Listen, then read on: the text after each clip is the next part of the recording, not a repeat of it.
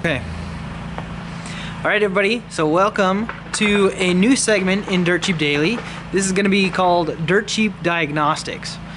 So a big part of buying cheap cars is being able to know how to fix them for cheap. Because if you're going on Craigslist and looking for the cheapest Subarus or the cheapest whatever car you can buy, there's a really good chance it's gonna have some mechanical or electrical or cosmetic issues, right? And so if you buy it dirt cheap, but then you pay a shop to fix it, you're really not getting that great of a deal. And so the way I've done it, I've always bought the cheapest cars I could find for what I was looking for, and then I've either learned how to fix it or I've already known how to fix it, and it's a good deal. That's how you get good deals. So this car isn't a very good example of that because really it didn't have any issues. It had mismatched tires on it. Really, that was it. And it had 198,000 miles on it. That was 2 years ago. It currently has 226,000 miles on it, almost 227. Running just fine. I've done normal maintenance, so spark plugs, valve cover gaskets. I've done a transmission flush, and that's really it. The H6 doesn't have issues with head gaskets, and so it's been great. The one thing I have done is replace the thermostat, but that's really it. The one thing that I'm having issues with this morning, I came out to work. Well, I came out to get in it for work. I get in the car at 6:50, and it turned over just like normal, and usually it only takes just a crank and it starts right up.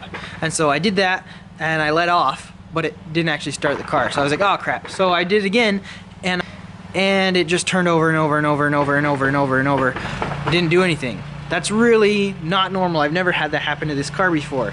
So I took my other Subaru and went to work. Didn't have any time to diagnose it because if I wait any longer, I get stuck in traffic for a really long time. So, things that I'm considering. It was really cold last night, and it's the first really cold spell we've had this year. So, on my list, battery, starter motor, and then, oh crap, aka engine issues. Because it felt, if it was really turning the engine over, there was zero compression, which is no good. So anyway, so these are going to be a different format from my normal how-to videos or my normal following the build videos. These really are going to be not planned, because it's going to be whenever crap happens to my cars. I'll just film an episode really quick, and I'm not going to do very much post-production. I'm just going to throw it up on YouTube. So you guys will have the chance to comment what you guys think it is. I'll give you as much information as I can, and then we'll just kind of go for it.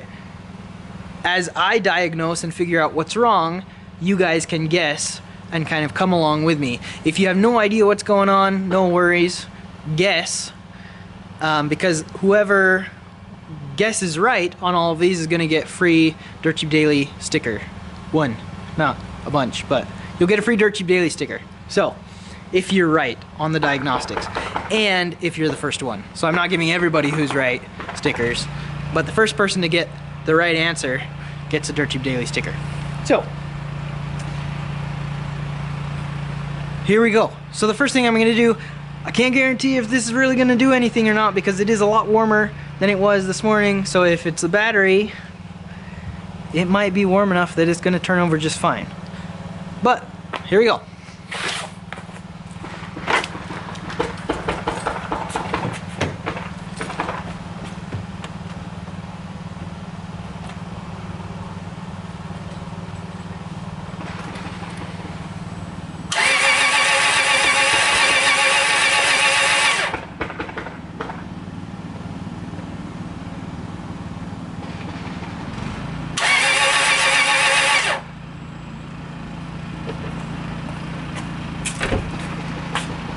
Same thing, right? So you hear that, just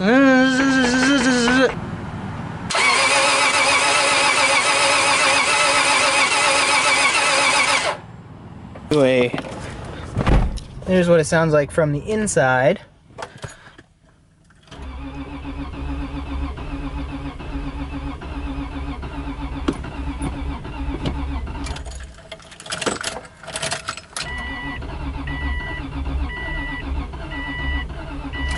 It wants to start so bad, right?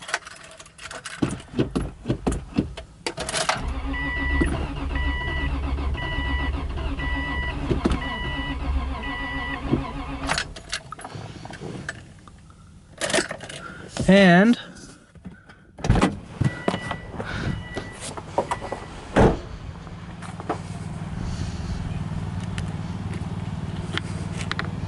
I don't know if you caught on camera, I was getting a little bit of smoke coming up from the battery.